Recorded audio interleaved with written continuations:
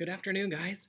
So this week we are starting reading a book series. That book series is called Magic Treehouse, and I have four books in the Magic Treehouse book series. These books are very imaginative, very creative, a lot of fun. My students last year really enjoyed reading them, so I hope you do too. We're going to get started with book number one in the series, and we will continue on through all four books, and then we'll switch to a new series. There are a lot of Magic Treehouse books, so they go far beyond four. We're going to read the first four, then we're going to switch gears so we can change it up and have something new and fresh to read together. So this one is called number one, Dinosaurs Before Dark, the very first Magic Treehouse book. Hope you enjoy. Okay, chapter one, Into the Woods. Now, the thing to keep in mind with chapter books is that there are not as many pictures. In this chapter books is designed for younger students, so there are some pictures in here. When you get into chapter books later on, designed for older students and adults, there are no pictures usually in any chapter book. So you really have to close your eyes, use your imagination, picture in your mind what it is that we are talking about in the story, okay? So, chapter one, Into the Woods. Help! A monster, said Annie. Yeah, sure, said Jack. A real monster in Frog Creek, Pennsylvania? Run, Jack, said Annie. She ran up the road. Oh, brother, thought Jack. This is just what he got for spending time with his 7-year-old sister. Annie loved pretend stuff, but Jack was 8.5. He liked real things. Watch out, Jack! The monster is coming, said Annie. So there's a picture of Annie and Jack. Annie's the little sister. There's Jack. He's got his backpack on. He's got a look on his face like, what are you talking about? Jack didn't say anything. Come on, Jack. I'll race you, said Annie. No thanks, said Jack. Annie raced along into the woods. Jack looked at the sky. The sun was about to set. Come on, Annie. It's time to go home, yelled Jack.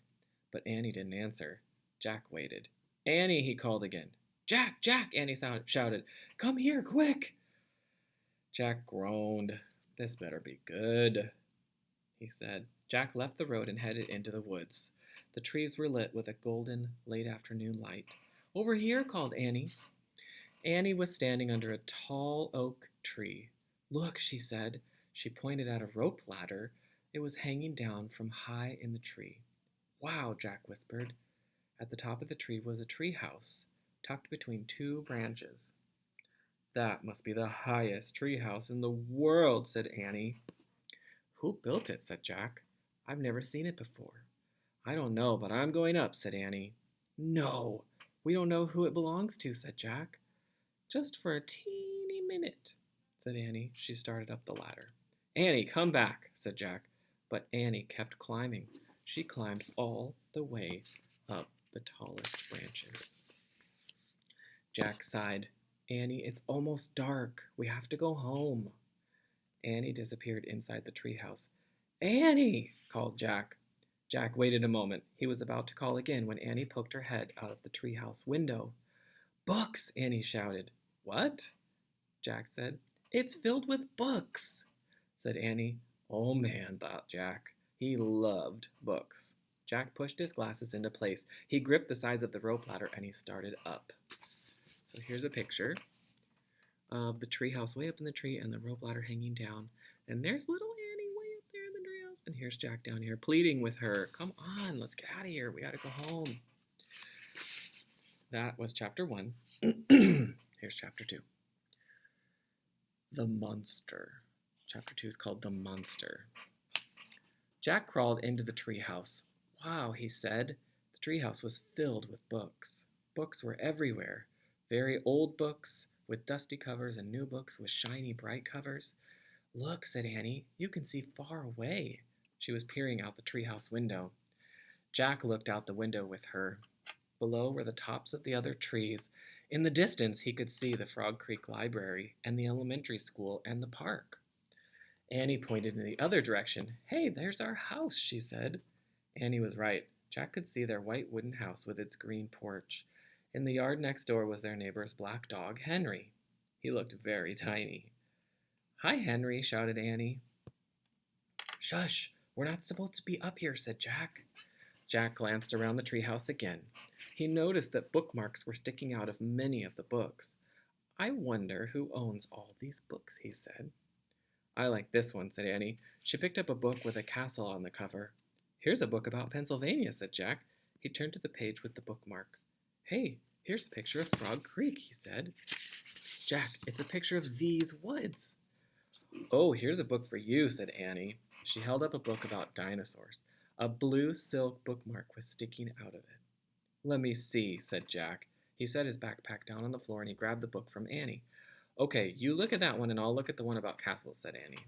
No, we'd better not, said Jack. We don't know who these books belong to. But even as he said this, Jack was opening the dinosaur book to the place where the bookmark was. He just couldn't help himself. Jack turned to a picture of an ancient flying reptile.